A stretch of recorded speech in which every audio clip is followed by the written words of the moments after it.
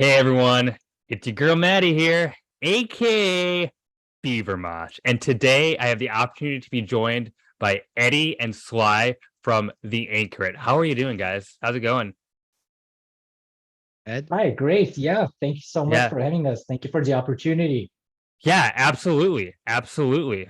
Well, you recently put out a record off of Willowtip Records. It all began with loneliness.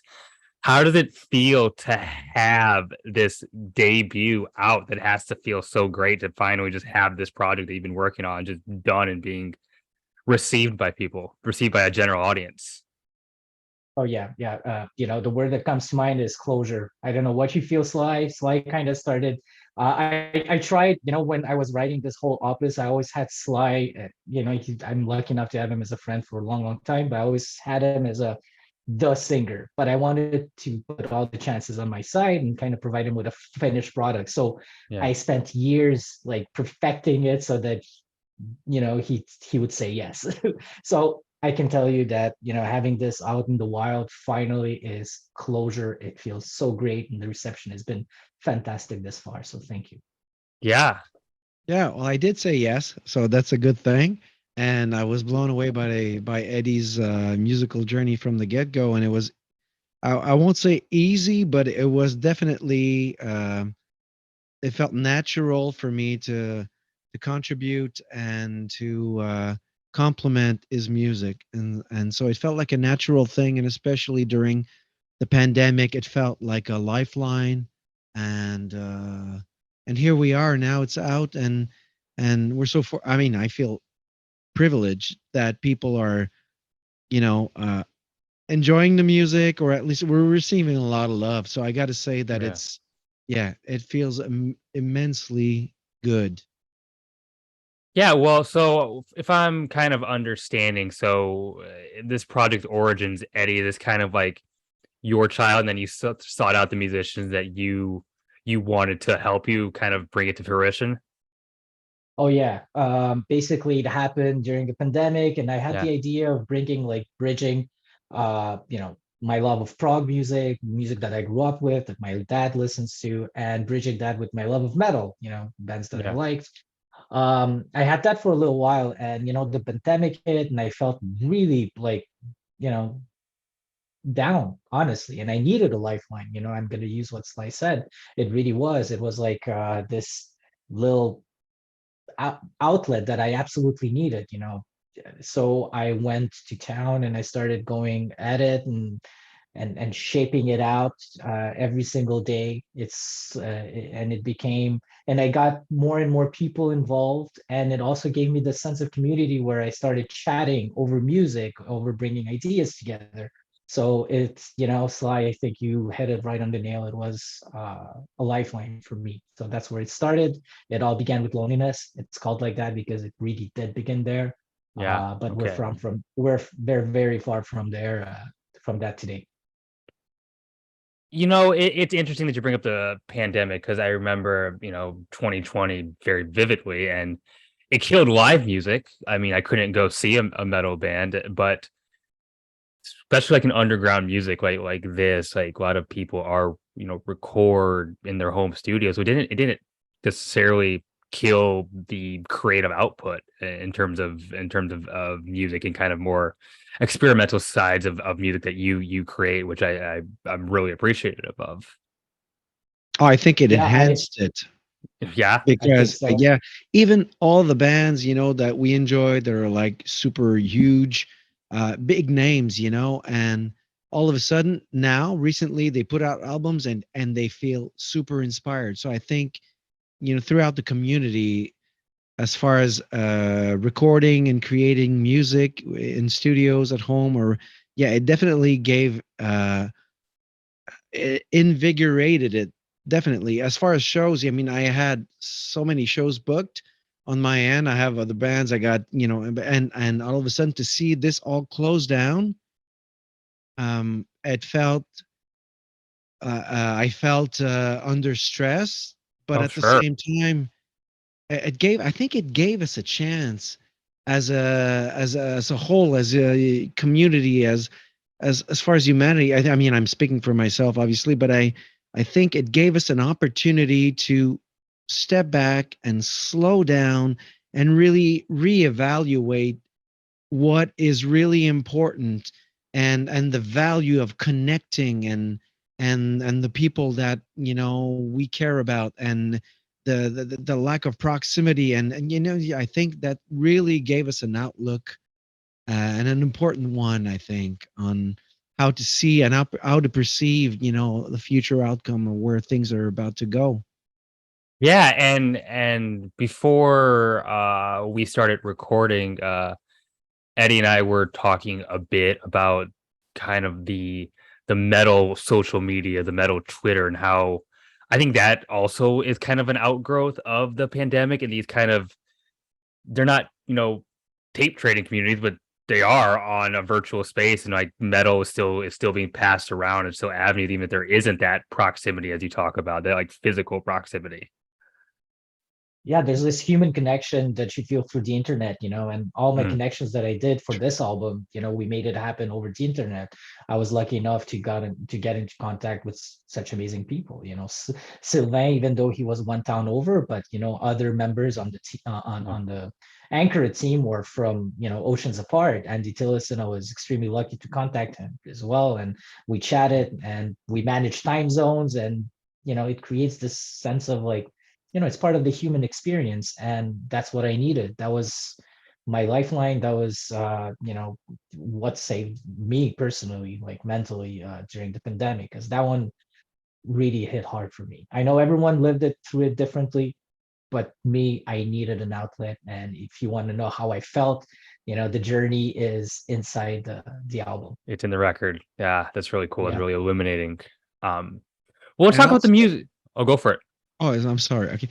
And if I just may add on what Ed said, I think that music is, it's an international, it's universal language, and regardless of color, creed, race, or you can really, throughout music, you don't need to understand the language, the verbal, or the linguistics and all, but I mean the lyrics, but the music reaches out to you, and you can connect with people through music. So I think it's an amazing thing. And now with the internet and the community, and yeah, man, it's such a, it's a lifeline. It's a beautiful thing. Yeah. Well, let's talk about the music itself now. This record is being categorized, I'm sure you categorize it as well, as progressive metal. And I think that can be kind of a broad term. And obviously, I have an idea of what that means. I hear this record, and yes, that's what I would label it. But what does that classification mean to you? What is progressive metal? Sure. It's a great question. And honestly, kind of to tie in with what the question, the previous question as well. I had the idea of being a bridge between both worlds, because a lot of the bands that I grew up listening to brought me to a different world, brought me tastes of something different. I always enjoyed that. Um, and to be honest, I've never expected to be where I am today. Yeah. With Willowtip, I thought that was making music for 12 people, and probably are, something, and would probably piss off both the metal community, who are, often crossed arm and judgmental, and the prog community, who is, they are also stuck in their own ways in a lot of ways, and that's a conversation I also had with Andy, and I'm like, who is this music for? It's like, on the razor's edge. So honestly, I thought that I would piss off both, but we would call it progressive metal, but I would say that it's progressive slash metal. It doesn't, Okay. a lot of bands, especially progressive music today, always pushes the boundaries, right? And Yeah. it's also something that's been said about our music, is that we don't push boundaries. We are, um, kind of looking back to the past, is a form of homage to certain bands that I grew up with, and we include that into a little bit of a more modern twist to it, right? Um, but it's definitely, I would still consider this as a prog metal band, because it Yeah. does push the boundaries of songwriting, not virtuoso, players. We're not doing a million times a million notes a minute. We're not doing crazy solos, and we can't compete with like someone like Jordan Rudess. Yeah, that's not what we're aiming for either. We're trying. It's more of a we're trying to actually give a little bit more space, and the journey was what's important. And to me, having a journey in a music, that's what's the progressive element. That's what that's the part that's progressive in our music. It's a journey that goes from A to Z, but it doesn't flow in a regular structures. It doesn't have a verse, chorus, pre-chorus, bridge. We just let it flow. We just write it so that it's a journey, and that's at the end of the day, that's what mattered to me. Yeah. Yeah, I think it's an emotional connection with the music, and I think, yeah, as far as songwriter goes, you do what you love, and it comes out. People like it, people don't, and hopefully people do. But you have to be honest with yourself, and then you put out something that you're proud of, and it's part of your journey, personal journey, and you hope to connect. And if it does, then, and certainly, man, I'm overwhelmed with the response, as I'm Yeah. sure it is. So I mean, it's being well received. I mean, yeah, I'm loving the record. So, thank you. um, Thank you. so you mentioned bridging, progressive rock and progressive metal, and that kind of segues into what I also wanted to ask you, because I do hear other sounds, and I've said it on the show before, but probably my favorite. I mean, I'm a metal journalist, but my favorite non-metal act is Pink Floyd, and I kind of hear them Oh yeah. in your music. Is that accurate? Oh, I'm going to quote Course. you on that. Pink Floydisms. You've mentioned Yeah, when you showcased us a little bit, and there's definitely Pink Floydisms everywhere. good. Absolutely. Yeah, I mean, I think Sly and myself we're enamored with Pink Floyd, and I think we both grew up with Pink Floyd. I'm guilty. Um, I'm guilty. I yeah. have, back home we have a thing called tribute bands, and yeah. so I'm playing right now. This is my fifth Pink Floyd tribute band that Oh I'm wow. playing with. So I mean, definitely Pink Floyd has been a creative part of my life, and also like influential. I mean, this is such a huge band, and for so many reasons. I think, so it's a huge compliment that people would, you know, say that our music feels, or sounds like Pink Floyd. For me, it's Yeah. an immense compliment. Do we have a favorite Pink Floyd record? I think I'm an Animals Oh, girl myself. Uh, oh. Yeah, yeah. I would go with Dark Side of the Moon. yeah, I would definitely go with Dark Side of the Moon. That thing changed my life. And I'm gonna sure. say, as far as a lyrics point of view, I know Roger Waters said that, but as far as echoes and as far as metal, he said that the where the initial thought of writing lyrics to give is to express uh, his outlook on humanity, and how to describe what he was going through emotionally. I think it's echoes. Um, do I take you by the hand and lead you through the land, and da da da. Those lyrics, like, are I think are the le berceau. How do you say, the cradle of what came Cradle, to yeah. be afterwards? As far Yeah, as his lyrics. yeah, yeah. They were genius writers. Incredible stuff. Yeah, if they ever send another gold disc in space, like they did with what was his name? Yeah. yeah, They definitely Pink Floyd's on it. Maybe yeah. David Bowie, maybe Pink Floyd, but that's how much of an impact it is. And I know some people are, being a little bit edgy and saying, "Oh, I hate Pink Floyd. Hate all that stuff. It's not for me." And you can't. I don't feel like you can hate Pink Floyd. It's just that No. you haven't listened to it at the correct moment in your life, kind of thing. Well, also I So also think Pink Floyd is like, especially now, if people want like a song to point to, like a single, Pink Floyd doesn't really give you those. They are an album band. You have to sit down and kind of experience the whole thing. yeah, they have Yeah. something to say, and yeah, they take the album, and that is one thing that we did with this album is Mhm. Initially, like I said, I thought I would piss off the metal guys. I think I saw the prog people. So, all I decided that what I had to say wasn't going to be said in one song or two, I had to go for a whole album without being like a concept album. It still deals with that concept, and it took me a whole album to say it. Yeah. Yeah. Um, well, so I hear your tracks and there's a significant to my ears amount of layers. There's various instrumental tracks. How are you composing these? Is there kind of like a skeleton of the track and then you're adding details and you find that right sound? How are you piecing it together? How do you know when like, okay, this track is done. I've fine-tuned it enough. Well, it's a great question, and honestly, you're never happy with it, even at the end. Mm, It's never finished, as they say, and I know that's cliche, but it is what it is. Basically, you start with an idea. Like I said, I write in a journey form, so you don't. There's not a lot of riffs, right? You can consider us metal, I guess, but we don't have mm, many riffs. It's all emotion based, and it's all chords, progressions yeah. that really drive the songs. So it's not like you start with Enter Sandman riff and then you just repeat it and that grows kind of thing. It's not Yeah. that way. So it was a lot of songs that are written or pieces of songs that have been written, and that ended up being one song, or maybe one song ended up being split into several other ideas.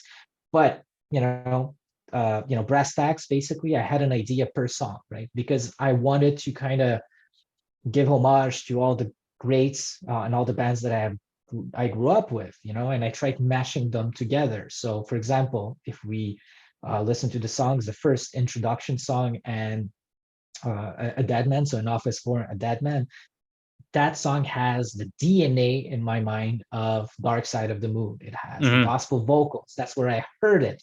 So all my life, since I've heard that song and since I've heard the gospel vocals, I've always wanted that, and I wanted it to make it my own.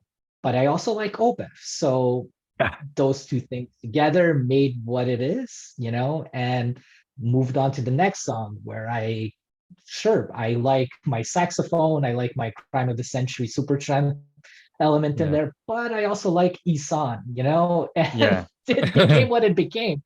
And that was the plan, right? I just wanted those two things. And then I said, how can I kind of make the journey make sense? And then, you put in the hard work, and version 65 becomes that song.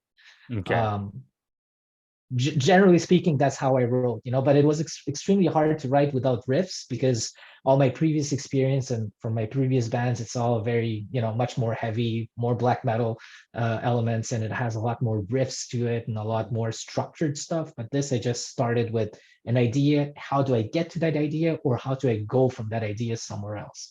And that's how I wrote. Sure. And you said version 65 for one track. I mean, how long was the process in terms of recording and writing this thing? Like, when did you start this Oh, project? I started it. I think in March when the pandemic hit in 2020. I actually started it.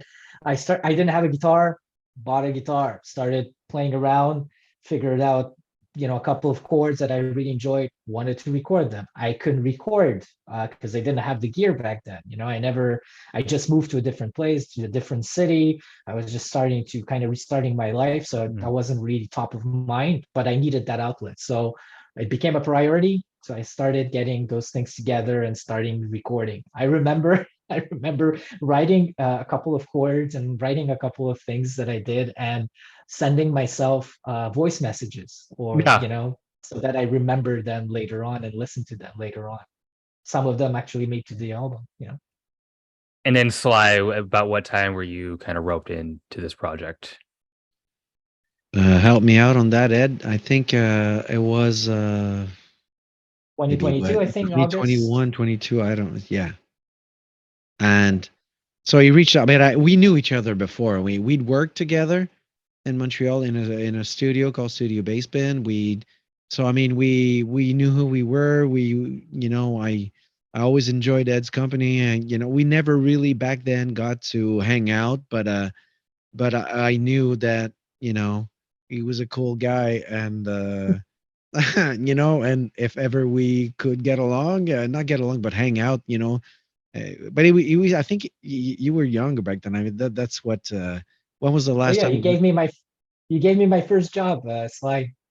I did? I don't, my God. You did. It's been Okay, a well, while now. fast forward to Anchoret. So, I mean, Ed reached out, and he pitched me those songs. He sent me the tracks. I listened to them, and I was blown away. I fell in love with the tracks. I mean, and I mean, I was a bit. I mean, I didn't know what to expect, but I certainly was blown away. And then just by listening to it, I knew that I was inspired, and I could, because I do, that's just kind of my work process, in my other bands, it's Mm, kind of the formula.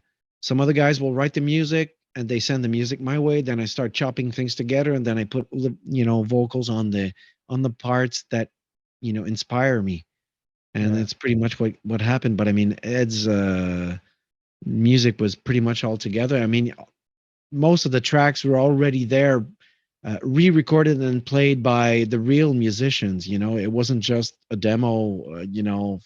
From the get-go, it was like a pretty advanced thing.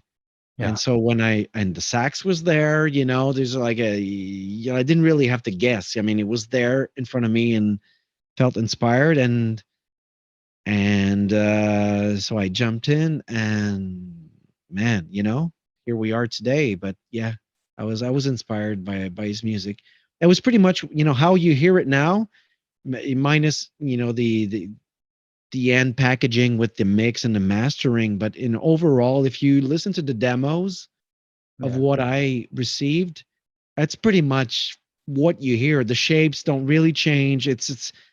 So it was impressive to get, and very inspired for me. It was, you know, I didn't really. I mean, one of the aspect that I really had to dig in was to complement his more aggressive side of the songs or the arrangements, Sure. because it wasn't something that I was usually doing. I was more of a melodic singer, harmonies and all. But I mean, and then I had recently developed that more aggressive not growling, but more like distorted or saturated vocals, um, Hmm. personality. And then I was able to fully explore that side of my vocal persona on, Ed's music. And so it was, yeah. So it was a quest. It was an inward journey, and a quest for, finding new avenues within my vocal abilities. But yeah, from the get go, I was pretty Oh pretty yeah. blown away by Ed's music. Thank you, Sly. I think just to add, you mentioned exploration. I think that was important. So it's, when I was writing, I played trumpet in high school, but that was Mm. way back. So I don't know how a flute, like I had flute in my mind for a while, but I didn't know how to write it. Should I kind of notate it? Should I create a notation to it? So it was a lot of exploration, and it was a lot of searching, but I had the Yeah. time to do it over the pandemic. And it's something that kind of pushed me to create the most, the best product that I could. 100%. 100%. And then Sly, were there already like melodic components for you to follow, or how much of that of your vocals are you kind of like, is you interjecting that, or was there something kind of there to follow? There's definitely a lot of markers in there, because I had the whole sessions. I had a whole track, the whole Mm. independent tracks, the whole stems. Yes. So I was able to solo in on just what the sax was doing, or solo in on just what the guitars or the keyboards were doing. So if ever I had doubts onto what the chord structures were, then I was able to really narrow down onto what was the focal point, or what was the focal point of the harmonies, and what to enhance, and what to play with, harmonically, or Mhm. chord wise. So I mean, it was all there for me to just highlight and enhance. Cool. No, It was a I lot of yeah, sorry, no, go for it.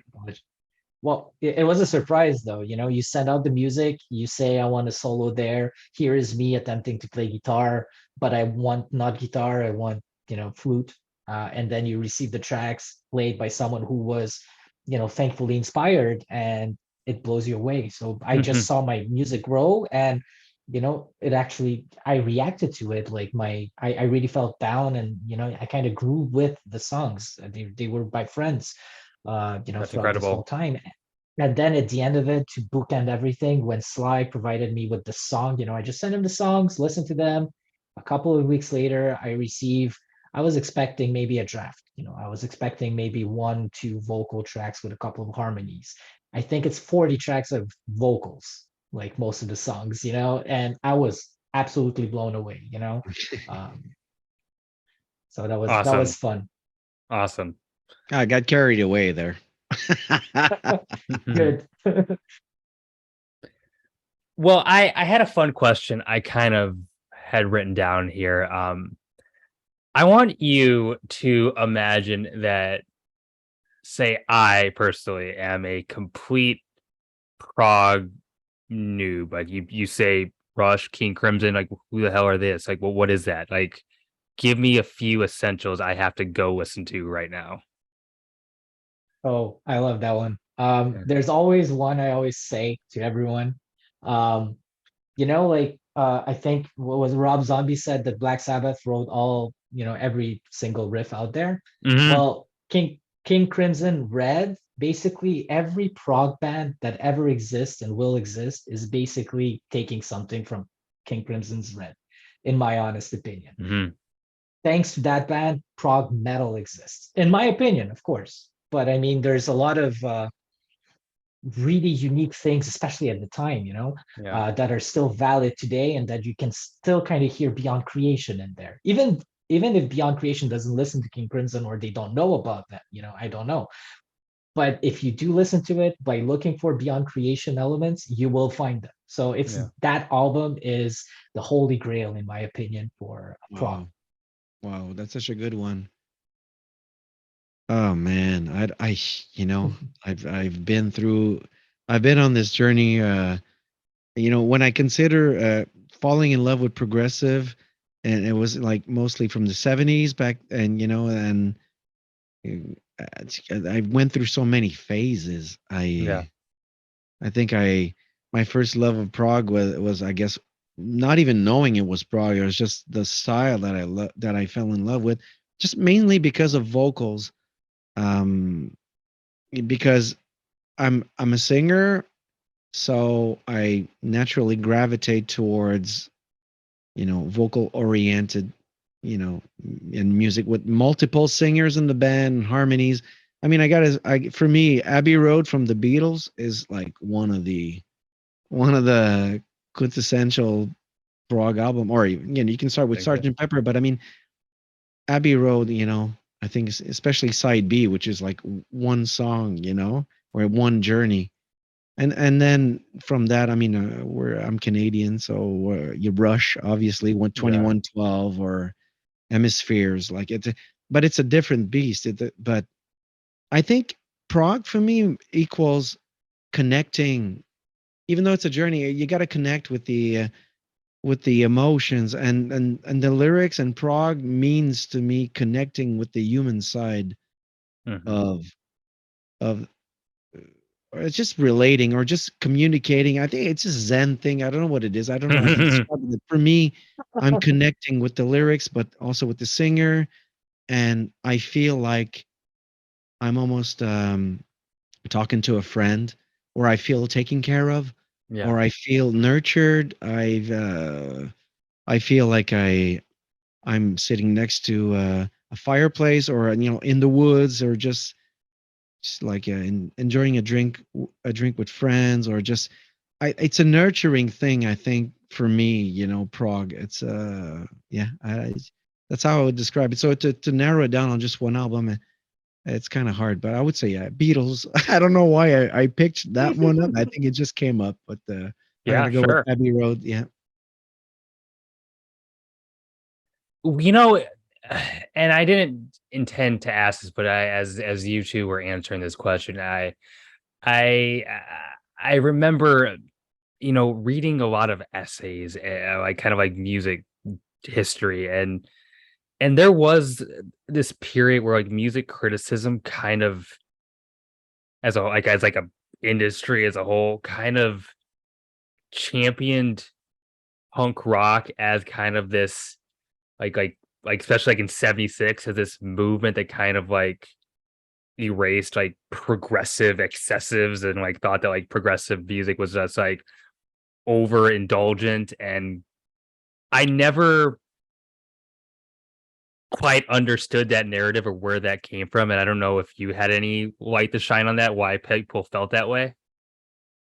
Um, I Hmm. feel like there's always a thesis and an antithesis, in Yeah. everything. There's always a movement, then there's a movement that goes the complete opposite. Hmm. It's if sure, if, you're talking about punk, but I mean just like on pop culture general, Backstreet Yeah. Boys were following Nirvana. Like there's a Yeah. reason for that. Like there's a counterculture and there's a culture, and that's what happened. And history, just music history, sure, but just Mm, history in general. That's what happens. There's always a thesis and an antithesis. And I think yeah. that punk became sort of evolved, and if you listen to like Flock of Seagulls for some reason, all Yeah. these bands you never probably expected to chat on your channel, but if Yeah. there's a lot there's a lot of punk, there's a lot of Yeah. punk in David Bowie, Yeah. The Police. the Police, absolutely. See the Police, they went on, took on some reggae elements as well, bringing that together, exploring stuff. All the trash Um, metal scene also, from Oh yeah. Seattle. yeah, Not Seattle, but I mean from the West Coast, it's Yeah, like the Bay Area. that way. Yeah, I think it enhanced it. It didn't take anything away from it. I Yeah. think that yeah, the merrier the melting pot, as far as I'm concerned. Yeah. yeah, you got to be open for it too, and I Yeah. think that's one of the, just to bring it a little bit back to like it all began with loneliness. This is my baby, I'm sending it out into the universe to all these musicians that I've barely met, but I started Hmm. chatting with, met over forums. You have to be open for them to be inspired and bring something of theirs. I enjoy jazz, definitely not every jazz, definitely not like free jazz because I just don't understand it. But I know for a fact that the saxophonist, Juan, he's really into it. He's got a couple of jazz fusion bands, and he brought a lot of his into that. All you can do as a creator is to be open to the universe, open to your friends, to the people that want to contribute, and I'm that'll actually a huge probably John elevate. Coltrane fan. Yeah, go for it. Oh Wow. yeah, exactly, Yeah. exactly. Yeah. Kind of blue, baby.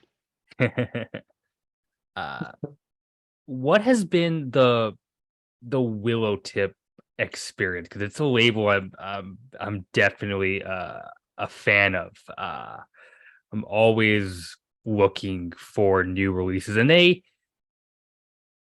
do kind of that label looks for some more quote unquote progressive or adventurous sound in the bands they put out. But what has been how did first of all, how did they reach out to you? Like what was that experience like and how has it been working with them?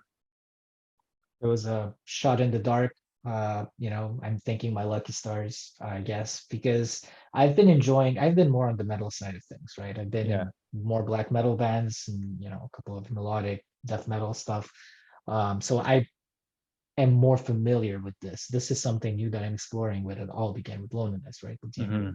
Hmm. Um, but I was familiar since the Arceus days with Willowtip, and it's something that was always synonymous. Willowtip was always synonymous with quality products, and maybe I don't, understand or enjoy everything put out, because I like what I like, but it was always quality stuff, and it was always, as the label says, so right, forward thinking, and Shot in the Dark, T minus 2 hours before midnight, I decided, what, let me just send a little email through Facebook, and we got an answer the next morning. Jesus. uh which was exactly my reaction. you know, I, thanking my lucky stars because again, I had the feeling that this is just for 12 people. This is gonna piss off everyone. No one likes this. I don't even know what I did it, but I did it for me because this was my outlet. Good enough. I reached out and I got an answer, and they really enjoyed it. And through the whole negotiation, my biggest worry was like, I don't know if we fit on this label that is outputting all these great bands, like Flesh God Apocalypse, and I've known about an Abstract Illusion. I've known a couple about Parius, uh, and I feel like those bands, particularly, and maybe a couple of others, opened up the floodgates for bands like us. And we kind of mentioned that, during the pandemic, people started exploring more, but I have a feeling that the pandemic also did that with labels. Labels, I feel like are experimenting more. I mean, look at Avenged Sevenfold's latest release, like I feel like there's a lot more chances being taken. And I feel like on the label side of things, they take a lot more chances with bands. And I feel like bands like An Abstract Illusion, Perius, and probably a million more have opened the floodgates for little bands like us and gave us a fighting chance. So I'm always going to thank them for that. Yeah, and you're absolutely right about labels. Like Willowtip is one of them, and like there's in terms of metal labels, there's nothing wrong. There's plenty of bands I adore on, like, I don't know, your Metal Blades or your Napalm record, like the big hitters. But there's these smaller labels that really like depend on Bandcamp that are really opening up and really giving out like proving how much of an art form metal can be and how forward it can be. And it's like, this is exciting. I love getting to dig through this stuff. I'm glad it's out there. Sure. Yeah. And Willowtip has been releasing some incredible stuff, and even the heavy stuff is really pushing boundaries and being progressive. Kasnateni, the latest Kasnateni, like Upal, I think is called. I've listened to that and it blew my mind. I've never experienced that. That is like, and I know my black metal, and that was really forward thinking. That was really impacted me, and I'm just honored to be on the label, on the same roster as Kasnateni, and Abstract Illusion, Perius, and Rana coming up. All these great bands pushing boundaries. I just feel privileged. Like Sly said. I had Kosnachenyi on the show not too long ago, and it was a great discussion. Yeah, what that band is doing with like bringing sound from like outside of the Western canon to like the microtones and just the dissonant sound. It's phenomenal. Are we taking these tracks live? Yeah.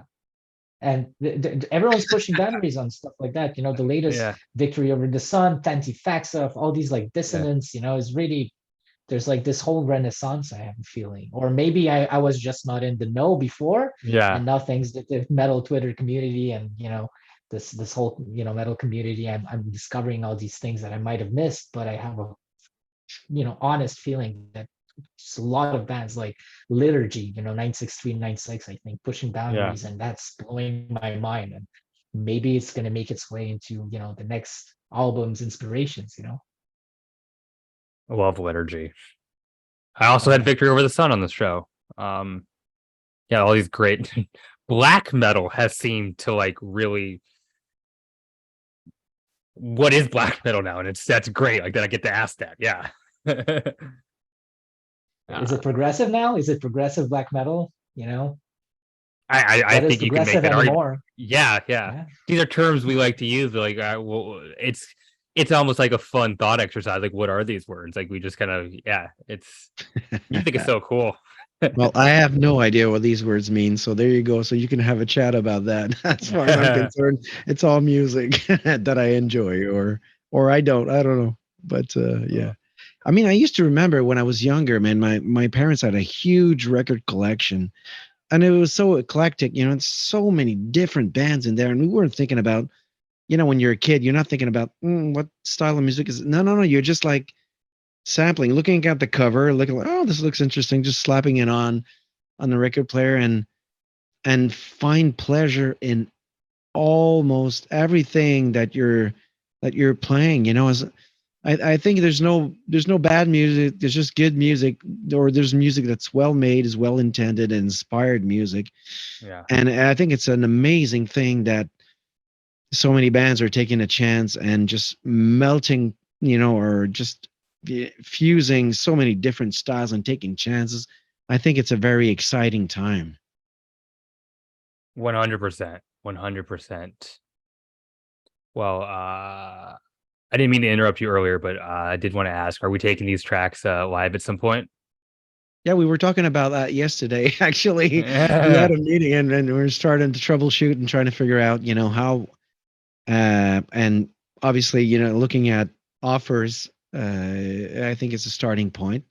But yeah, for sure, man, for sure, we're super excited. We were talking about how to, uh, you know, adapt certain pieces live and just inject, life into them and just transform a bit of the shapes and just make it a little bit different so that people can actually, you know, discover the band live and rediscover the songs, you know. So yeah, we're super excited. Cool. There's a lot of moving pieces for sure. So Yeah.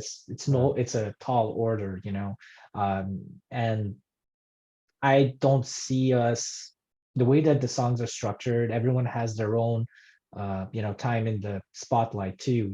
Because that was very important for me from the get go. I didn't want to just have a gospel singer, two bars, and then never have that gospel singer, used throughout the songs. There's a saxophone player. He's part of the DNA. The gospel singer is part of the DNA of the whole Yeah. album, and those are important pieces of the band. And I don't see myself using, backup tracks or, uh, you know, uh, having no keyboard live on stage. I don't see that. So we want to, as a fan of the Anchoret, first and foremost, I wouldn't like to see that live. So, so we're trying to bring uh, the best show we can with Hmm. all the moving pieces, and also, as Sly said, we're talking about maybe adapting, maybe have a little bit more of jazzier moments, a lot more improvisation live. Yeah, Maybe there's a not even play saxophone with a player. Come on, man. Hmm. maybe not play with click track. We're discussing stuff, and Sly has a lot more experience than me, especially with live, because my previous experiences, more regular, metal bands and more Yeah. underground scene, so Yeah. we're So, yeah, we're looking at all it's work the in progress. yeah, we're Yeah. looking at all the possibilities, but it's definitely very exciting to tap into, man, especially when just with the sax or the flute or the extra singer, or you know, you can give everyone its moment to shine and just, you know, enhance the music. I mean, I'm super excited, and especially we'll need you people out there to sing. You know, Hmm. sing the choruses with us. You know, we'll do like a big party. I just want Well, to meet all the friends I made along the way, There you go. yeah. I would love to go and see Andy Tillson and James Christopher Laurel and Juan Varela in Argentina. I would really love to go see and meet these beautiful people. Well, if you do end up playing in Minnesota, where I'm from, I would love to be there. So, Hell yeah. Oh yeah. well, we've been talking for quite a bit now, and I don't want to hold you too much, but I do want to leave the floor to you to close. If there's any final thoughts, I want to plug where people can find your music, where people can find you on social media. Just give all the things. Ed, take it Well, away. thank you, brother. So thank you very much for for giving us this opportunity. Hmm. Um, I'm I'm overwhelmed by the reception that and the reaction people are having on this album. And thank you so much for all your support. You can find us and follow us pretty much everywhere. You can just simply go on theanchoret.com, follow all the links through there. We have the Anchoret official, bandcamp.com, Hmm. Twitter, the Anchoret, Facebook, the Anchoret official. but the simplest way to find us and follow us is theanchoret.com. So if you enjoy what you're hearing and would like to know more, just send us a little message, chat with us. We're pretty friendly, and we like to interact, and I think we like to participate and really meet with our fans, understand what what they like, what they don't like, take notes for maybe the future album too. You Cool. never know. Yeah. Thank you so much. Yeah, thanks for joining me. It was my pleasure. And Likewise. yeah, well, Thank you, Manny. yeah, thank you. Well, I was joined with Eddy and Sly of the Anchoret. Get their new record off of Willowtip Records. And my name is Maddie, aka Beaver Mosh, and I'm signing off.